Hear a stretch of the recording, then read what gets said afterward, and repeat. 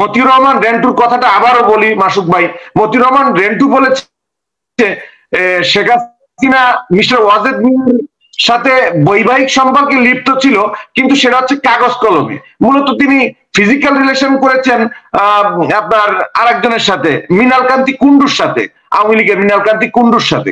তো এই যে মানে যে স্বীকৃত একটা মানে কি বলবো জারজ বাসের মানুষকে যে ধর্মীয় বয়ান দেয়, বাংলাদেশের মানুষকে যে গণতন্ত্রের সবক দেয়, নিজেই তো নৈতিকতার ঊর্ধ্বের একটা মানুষ, উনি তো কোনো নৈতিকতা মানে না। ইন্ডিয়ার কাছে বিক্রি করে দিয়েছে বাংলাদেশের 2009-এ উনি ক্ষমতায় আসার পর থেকে টিল নাও শত শত মানুষকে গুলি করে খুন করে গুম করে উনি বাংলাদেশের ক্ষমতায় উনি টিকে আছে। আপনি দেখেন আমরা আজকে যখন গণতন্ত্রের জন্য চিৎকার করছি তখন উনি কয়েকটা পয়েন্ট আমি আপনাকে এখন উল্লেখ করব, এই পয়েন্টগুলো উনি নিয়ে বাংলাদেশের মানুষকে ব্যস্ত রেখেছে। মানে কতটা চালাক এই মাফিয়া। দেখেন উনি ছোট ছোট চোরদের ইস্যুগুলো সামনে নিয়ে আসতেছে, যেমন বেনজির, এরপরে আজিজ, এদের দুর্নীতি এদের অপশাসন গুলো উনি সামনে নিয়ে আসছে, জনগণকে ব্যস্ত রাখছে খুব সুকৌশলে, যে জনগণ এইগুলো নিয়ে কথা বলবে এবং মানে তার ক্ষমতার মেয়াদটা কিন্তু ডে বাই ডে ইনক্রিজ হতে থাকবে। দেখেন রিসেন্টলি সৈয়দ আবেদ আলীর মতন লোক, সে মানে তাকে কিন্তু মিডিয়া হাইলাইট করতেছে। অথবা কিছুদিন আগে ছাগল কাণ্ডে মতিউর নামে জনৈক এক ব্যক্তিকে হাজার হাজার কোটি টাকার অ্যাসেটের সন্ধান পাওয়া গেছে, তাকে কিন্তু শুধু ট্রান্সফার দিয়ে মানে খালাস। আমরা কিন্তু ব্যস্ত আছি মতিউর, আবেদ এবং বেনজির বা আজিজের দুর্নীতি নিয়ে। শেখ হাসিনা কিন্তু ভারতে যে দেশ বিক্রি করে শেষ, শেখ হাসিনার কাজ কিন্তু থেমে নেই।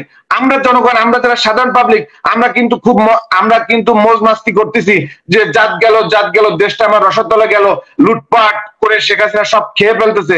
শেখ হাসিনার কিন্তু কিচ্ছু যায় আসা যাচ্ছে না ভাই, শেখ হাসিনা কিন্তু দিব্যি মানে তার কাজ চালিয়ে যাচ্ছে। এরপরে দেখেন ভারত চুক্তি, সে ভারতকে করিডোর দিছে, ভারতকে করিডোর না, ভারতকে সে তার নিজের দেহটা দিয়ে দিয়েছে। আমি একটু ডিফারেন্টলি কথা বলছি, সে মোদি যদি বলে যে শেখ হাসিনা আমি তোমার সাথে I want to share your bed, Sheikh Hasina সেটাও করবে। শেখ হাসিনা এখন এই লেভেলে আছে। সুতরাং শেখ হাসিনার যে বেড শেয়ার করতে ভয় পায় না, সে দেশ শেয়ার তো ভাই এটা ঠুনকো ব্যাপার। যে নিজের দেহ বিক্রি করে দিতে পারে, সে তো দেহ বিক্রি আজকে থেকে করতেছে না, সে দেহ বিক্রি করতেছে বহু বছর আগে ধরে। মতিউর রহমান রেন্টু তার পিএস সে লিখেছে যে ওয়াজেদ মিয়ার সাথে তার বৈবাহিক সম্পর্ক ছিল লিখিত ভাবে, কিন্তু তার ফিজিক্যাল রিলেশন ছিল আওয়ামী লীগের আপনার মৃণাল কান্তি কুন্ডুর সাথে। তো মৃণাল কান্তি কুন্ডু যখন বুঝতে পারছে যে এ আমাকে মানে ভবিষ্যতে আমাকে ছুঁয়ে ফেলবে, তখন সে সরে গেছে। এখন শেখ হাসিনা নিজের ক্ষমতায় টিকে থাকার জন্য মোদির সাথে পরকীয়া লিপ্ত। যে লোক নিজের দেহ বিক্রি করতে পারে সে তো দেশকে বিক্রি করবেই, এটাই স্বাভাবিক। সুতরাং এটা নিয়ে আমরা মানে বেশি অবাক হওয়ার কিছু নাই।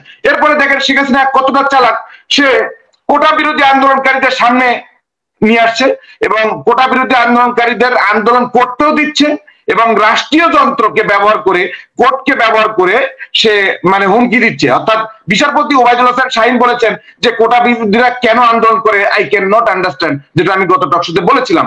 অর্থাৎ শেখ হাসিনা কিন্তু ওবায়দুল হাসান শাহীনকে দিয়ে এই কথাগুলো বলেছেন। এবং আজকের পররাষ্ট্রমন্ত্রী, আজকে আমি রিসেন্টলি একটু আগে একটা ব্রিফিং দেখলাম, পররাষ্ট্রমন্ত্রী বলেছেন কোটা বিরোধী কোটা থাকবে কি থাকবে না এটা সম্পূর্ণ ডিসিশন ফ্রম কোর্ট, এটা ডিসাইড করবে কোর্ট। সুতরাং শেখ হাসিনা এটা কিছু জানে না। আবার কোর্ট বলছে যে এটা রাষ্ট্র যদি মনে করে যে কোটা কিছু রাখতে পারে, কোটা কিছু বাতিল করতে পারে বা কিছু প্লাস মাইনাস করতে পারে।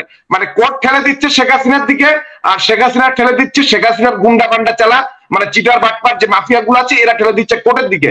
শেখ হাসিনা এই মানে কোটা এবং কোর্ট নিয়ে আমাদেরকে ব্যস্ত রাখছে। আমরা কিন্তু মানে টেনশনে, আমাদের টেনশন কিন্তু কোটা নিয়ে বা কোর্টের এইগুলো নিয়ে। শেখ হাসিনা কিন্তু তার কাজ কিন্তু তার সময় কিন্তু সে পার করেই যাচ্ছে। সে যে ক্ষমতায় আরোহণ করছে, এই আরোহণটা কিন্তু সে কিন্তু কন্টিনিউ করে যাচ্ছে। এরপরে দেখেন চীন সফরে গিয়েছে সে, চীন সফরে মানে ইঞ্জিনিয়ার ফরিদ পাঠান ভাই বলছে যে আমরা বিনিয়োগ কেন করবো, চীনের প্রেসিডেন্ট যেটা বলছে যে আমরা একটা সেফ কান্ট্রিতে বিনিয়োগ করবো। ভাই আমার যদি স্বার্থ না থাকে, আমি আপনার বাসার সামনে আমি বিনিয়োগ করব, কিন্তু আপনার বাসাটা যদি ওই শামীম ভাই যদি দখল করে নেয়, তাহলে আমার উপায় কি হবে? আমার উপায় কি হবে? তো চীন দেরিতে হইলেও বুঝছে, আরো বুঝবে। মানে আমি বিএনপির নেত্রী, গণতন্ত্রের আপসী নেত্রী, আমি বেগম খালেদা জিকে অত্যন্ত শ্রদ্ধা করি। আমি ওনার একটা উক্তি আমি শেয়ার করি আপনার সাথে, যে উক্তিটা উনি বলেছিলেন যে শেখ হাসিনা এমন পচা পচপে এবং এত দুর্গন্ধ আওয়ামী লীগের লোক এবং শেখ হাসিনার মানে বডি থেকে বাইর হবে যে বাংলাদেশের মানুষ আগামী প্রজন্ম থেকে প্রজন্ম বাংলাদেশের মানুষ কখনোই এদের নাম গন্ধ আর উচ্চারণ করবে না। বর্তমান শেখ হাসিনা কিন্তু সেই পথে হাঁটতেছে। আমি আপনাকে আবারও বলি যে দেখেন, শেখ হাসিনা চীন সফরে যে বিনিয়োগকারীদের আহ্বান করেছে যে বাংলাদেশে এখন বিনিয়োগের মোক্ষম সময়, কিন্তু বিনিয়োগকারীরা কিন্তু বাংলাদেশে বিনিয়োগ করতে অনীহা প্রকাশ করেছে। কারণ তারা বলেছে বাংলাদেশের রিজার্ভ ফান্ড শূন্যের পথে, এবং বাংলাদেশ বর্তমান ইন্ডিয়ার তারা অপ্রচ্ছন্ন ভাবে বলেছে যে ইন্ডিয়ার মানে একটা কন্ট্রোলে বাংলাদেশের ইকোনমিক জোন, যেটা বাংলাদেশের ফিনান্স বা রিজার্ভ, এটা কিন্তু ফরেন সাইডটা কিন্তু ইন্ডিয়া কন্ট্রোল করতেছে। এটা কিন্তু তারা ইনডাইরেক্টলি কিন্তু বলেছে। সুতরাং বাংলাদেশ থেকে মুখ ফিরিয়ে নেবে।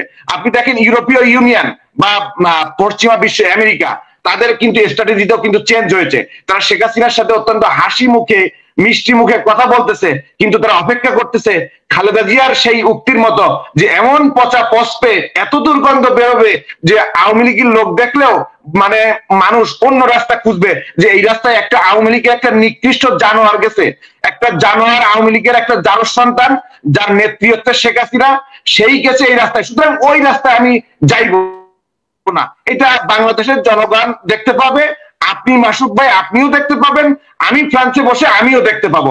আমি সেই মাইন্ড রক্ষণের জন্য অপেক্ষা করছি। এরপরে আপনাকে বলি, দেখেন বাংলাদেশের পুলিশকে শেখ হাসিনা এত বেশি পাওয়ার দিয়ে ফেলছে যে পুলিশের মানে অকর্ম কুকর্ম, পুলিশের এমন কোন কুকর্ম নাই যা মিডিয়ায় আমরা দেখতে পাচ্ছি না। যদিও বাংলাদেশের মিডিয়াগুলো সব ভারতের রয়ের আশীর্বাদ পুষ্ট, এবং বাংলাদেশের সাংবাদিকরা শেখ হাসিনার পা চাটুকার দালাল। এত অসভ্য সাংবাদিকতা, এত বর্বর, এত জঘন্য, এত নিকৃষ্ট গণমাধ্যম কর্মী বাংলাদেশ ছাড়া পৃথিবীর আর কোন রাষ্ট্রে নাই। আপনার ফ্রান্সের যে রিপোর্টার্স উইদাউট বর্ডার, তারা 67 র্যাঙ্কিং করেছে বাংলাদেশকে 180টা দেশের মধ্যে। বাংলাদেশের তথ্যের স্বাধীনতার ক্ষেত্রে বাংলাদেশ এতটা পিছিয়ে। তো বাংলাদেশে আমি বলবো ভালো সাংবাদিক আছে ভাই, ভালো সাংবাদিক আছে খুব গুটি কয়েক, তাদেরকে আমরা স্যালুট করি। কিন্তু বাংলাদেশে মাইনুল ইসলাম, এই যে আমাদের সময়ের স্বঘোষিত, আপনি কখনো শুনেছেন সম্পাদকদের মধ্যে ইমিরিটাস হয়?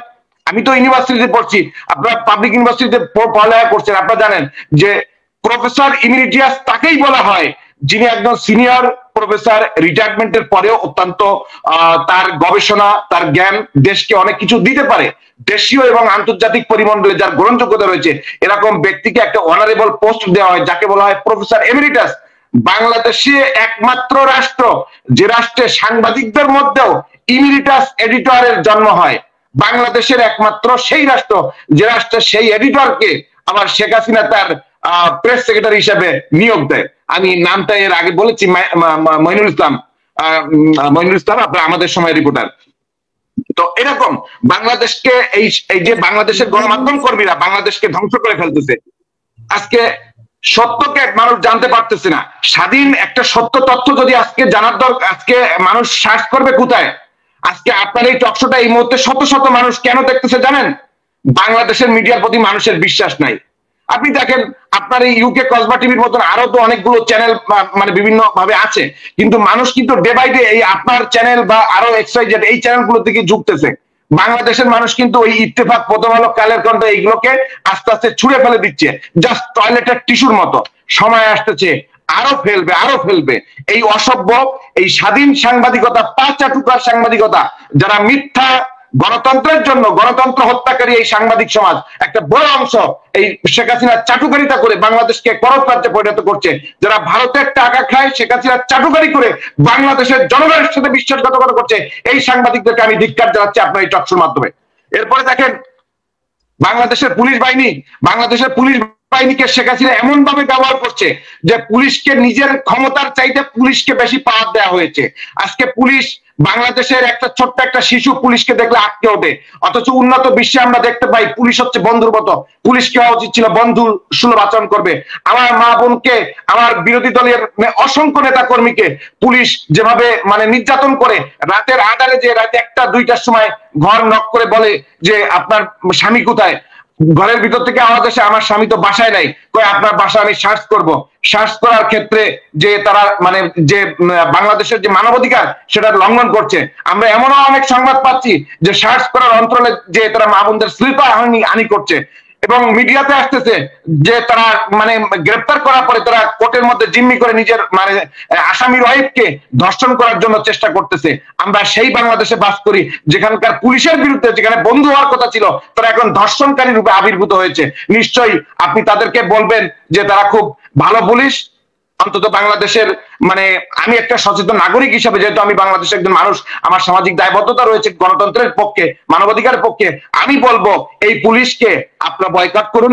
বাংলাদেশের জনগণকে বলবো, বাংলাদেশের প্রত্যেকটা মানে সিটিজেনকে আমি বলবো, যারা সিনিয়র সিটিজেন তাদের প্রত্যেকের কিন্তু দেশের প্রতি দায়বদ্ধতা রয়েছে। একটা শিশু, একটা কিশোর, একটা আবাল বৃদ্ধ বনিতা, একটা তরুণ যুবক, বাংলাদেশের মাটিকে যারা ভালোবাসে তাদের প্রত্যেকের কিন্তু বাংলাদেশের প্রতি দায়বদ্ধতা থাকতে হবে। আপনারা আওয়ামী দুঃশাসন এবং অপশাসনের বিরুদ্ধে, এই পুলিশ মাফিয়া, আওয়ামী শেখ হাসিনা মাফিয়াদের বিরুদ্ধে আপনারা সোচ্চার ভূমিকা রাখুন, এটা আমার প্রত্যাশা। আমি আরেকটা কথা বলে মাসুদ ভাই আমি শেষ করবো, আর এক মিনিট। সেটা হচ্ছে বাংলাদেশের রিজার্ভ কিন্তু শূন্যের পথে, বাংলাদেশ দেউলিয়াত্মা পড়ার দিকে চলে যাচ্ছে। আমি আপনার যদি একটু ধর্মীয় দৃষ্টিকোণ থেকে আমি মানে একটা বিষয় বলি, যে নমরুদকে আল্লাহ পাক কিন্তু আপনার মশা দিয়ে, মানে তার নাকের ভিতরে একটা মশা দিয়ে কিন্তু তাকে কিন্তু ভেনিশ করে ফেলেছিল। তো বাংলাদেশের মানুষের যে বর্তমান সিচুয়েশন, বাংলাদেশের মানুষের যে বর্তমান এনভায়রনমেন্ট, আমি যদি রাস্তায় নামি আমাকে গুলি করে মারবে, আমি যদি কথা বলি আমাকে হত্যার হুমকি দেওয়া হবে। আপনি আপনার এই টকশোতে আমার কথা বলার কারণে আমি ব্যক্তিগতভাবে আমি বিভিন্নভাবে হয়রানির শিকার হচ্ছি, আমাকে বিভিন্নভাবে হুমকি দেওয়া হচ্ছে। এর আগেও আমি মানে আপনার বিরুদ্ধে বলে, আপনার টকশোতে আমি অনেক কথা বলেছি রাষ্ট্রের বিরুদ্ধে। আমি রাষ্ট্রের বিরুদ্ধে কোনো কথা বলি না, আমি বলি বাংলাদেশের মানুষের বিরুদ্ধে, গণতন্ত্রের পক্ষে। তো বাংলাদেশের যে রিজার্ভ শূন্য হচ্ছে, এই রিজার্ভ শূন্য হতে হতে দেখবেন যে একটা সময় মানে ওই নমরুদের মতো আল্লাহ পাক নমরুদকে যেভাবে শাস্তি দিয়েছিল, এই রিজার্ভ ফান্ড বাংলাদেশের মানুষ যদি, বাংলাদেশের মানুষ তো রিজার্ভ ফান্ডকে ক্রিয়েট করতে পারবে না বা রিজার্ভ ফান্ডকে ডেভেলপ করতে পারবে না। এটা ডেভেলপমেন্ট করতে গেলে রাষ্ট্রকেই করতে হবে। তো রাষ্ট্র তো লুটে পুটে খাচ্ছে, বা রাষ্ট্র তো ডেভেলপমেন্ট করতে পারবে না, কারণ রাষ্ট্র তো হচ্ছে খাই দাই মোজ মাস্তিতে ব্যস্ত। তো সুতরাং বাংলাদেশ তলাবিহীন একটা ঝুড়ি পরিণত হতে যাচ্ছে, এবং দেখবেন যে আলটিমেটলি নমরুদের মতো একটা মশা শেখ হাসিনার নাকের ভিতর দিয়ে ঢুকে শেখ হাসিনা নিজের জুতা দিয়ে নিজের মাথায় পিটাইতে পিটাইতে একদিন দেখবেন যে মানে মার্ডার হয়ে গেছে। তো এইটা হবে আল্লাহর পক্ষ থেকে শাস্তি। তো আল্লাহ কিন্তু আমারও বলেছে, মান জাদ্দা ফাওয়াজাদা, যে চেষ্টা করে সে পায়, do you try again then you will must be gain. আজকে আমি আপনার মাধ্যমে দর্শকদের বলি যে বাংলাদেশে আল্লাহ কিন্তু ততক্ষণ পর্যন্ত ওই বান্দার ভাগ্য পরিবর্তন করেন না যতক্ষণ পর্যন্ত বান্দা তার নিজের ভাগ্য পরিবর্তন না করে। আজকে বাংলাদেশের গণতন্ত্রের জন্য, বাংলাদেশের গণতন্ত্র ফিরিয়ে আনার জন্য শহীদ নিজামী, শহীদ মুজাহিদ, শহীদ মীর কাসেম আলী, শহীদ আব্দুল কাদের মোল্লা, শহীদ কামরুজ্জামান সহ জামাত শিবির, বিএনপির এবং বিএনপির যে আপনার চট্টগ্রামের বিএনপি স্থায়ী কমিটির সদস্য ছিলেন সালাউদ্দিন কাদের চৌধুরী সহ যে মানুষগুলোকে ফাঁসি দেওয়া হয়েছে, এই ফাঁসির প্রেক্ষিতে যে রক্তগুলো ঝরেছে, এই রক্তের নিয়ে আমি একটা উক্তি আপনার সামনে উপস্থাপন করছি। ফাঁসি যদি হয়ে যায় হাসির খোরাক, ফাঁসি যদি হয়ে যায় হাসির খোরাক, ইতিহাস হবে কাল শাকের করাত, জোর বুঝি জয়ী হয় কণিকের তরে, বিবেকের জয় হবে আগামীর তরে। তো বাংলাদেশে ফাঁসি হয়েছে মানে একটা সাডেন পিরিয়ড ফাঁসি হয়েছে, যেটাকে কাল শাকের করাত হিসেবে অভিহিত করছে কবি। জোর বুঝি জয়ী হয় ক্ষণিকের তরে, ক্ষণিকের তরে শেখ হাসিনা মানে জয়ী হয়েছে, বিবেকের জয় হবে আগামীর পরে। আমি দৃঢ়ভাবে বিশ্বাস করি ইনশাল্লাহ ইনশাল্লাহ ইনশাল্লাহ বাংলাদেশের মানুষকে আল্লাহ পাক উদ্ধার করবে। ওমা লাকুম লা তুকাতিলুনা ফি সাবিলিল্লাহি ওয়াল মুস্তাযাবিনা মিনার রিজাল।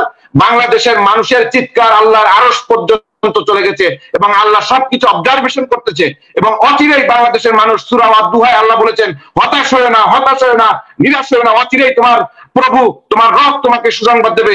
আমি বাংলাদেশের কোটি কোটি নির্যাতিত মজলুম পরিবারকে বলবো, আপনারা কেউ হতাশ হবেন না, আল্লাহর পক্ষ থেকে অচিরেই আপনারা সাহায্য সুসংবাদ পাবেন। শুধু আপনারা শেখ হাসিনাকে ঘৃণা করুন, শেখ হাসিনার সুসন্তান কুসন্তান বলে কোনো কথা নাই, ঘরে ঘরে আওয়ামী লীগের বিরুদ্ধে আওয়াজ তুলুন। কোন জায়গায় যদি আওয়ামী লীগের কোন মানুষকে দেখেন, তার দিকে থুতু নিক্ষেপ করুন, তার দিকে জুতা নিক্ষেপ করুন, তার সাথে আপনার বন্ধুত্ব, তার সাথে আপনার পারিবারিক সম্পর্ক থাকবে সেটাও চিহ্ন করুন। কারণ কোন ভালো মানুষ, কোন মুসলিম, কোন মানে গণতন্ত্র করা মানুষ যারা আওয়ামী লীগ করে, তারা অন্তত আওয়ামী লীগ করতে পারে না। বাংলাদেশের প্রত্যেকটা মানুষকে গণতন্ত্রের জন্য সার্ভাইভ করতেছে, এই সার্ভাইভ করার জন্য আমি উদাত্ত আহ্বান জানাবো, আপনারা আরেকটু কষ্ট করুন, আপনার নিজেদের ভাগ্যকে মানে প্রসন্ন করার জন্য আপনারা রাজপথে নেমে আসুন এবং আওয়ামী লীগের বিরুদ্ধে সোচ্চার ভূমিকা রাখুন। আওয়ামী লীগ দেখলেই দেখা মাত্রই বলবেন তুই একটা চোর, তুই একটা খুনি, তুই একটা ডাকাত। আওয়ামী লীগ দেখলে থুতু নিক্ষেপ করবেন, তবেই গণতন্ত্রের বিজয় হবে। যদি আপনি আওয়ামী লীগের বিরুদ্ধে কিছু করতে না পারেন, তবে আপনি শুধু ঘৃণাটুকু করবেন, আল্লাহ আপনার এই ঘৃণাটুকু কবুল করে নেবে। এই ঘৃণাটুকু কবুলের মাধ্যমে এই মাফিয়ার পতন অবশ্যম্ভাবী, নিকটবর্তী, ত্বরান্বিত হবে। ধন্যবাদ মাসুদ ভাই আপনাকে আমাকে সময় দেওয়ার জন্য। হ্যাঁ, ধন্যবাদ দিচ্ছি। আমাদের সাথে কথা বলেছেন রাজশাহী বিশ্ববিদ্যালয়ের সাংবাদিক ইউনিয়নের সহসভাপতি, বর্তমানে ফ্রান্স থেকে যুক্ত আন্তর্জাতিক মানবাধিকার সংগঠন অ্যামনেস্টির আন্তর্জাতিক সদস্য সরদার হাসান ইলিয়াস তানিম। কথা থেকে আমরা বুঝতে পারছি যে যোগ্যতা আছে, যোগ্যতা আছে বলেই কথা আসে। কারণ কথা আসা থেকেই বোঝা যায় মানুষ তার ব্যাকগ্রাউন্ডটা কি। তো আমি আশা করছি যে দর্শকরা ব্যাকগ্রাউন্ড নিশ্চয়ই বুঝতে পেরেছেন।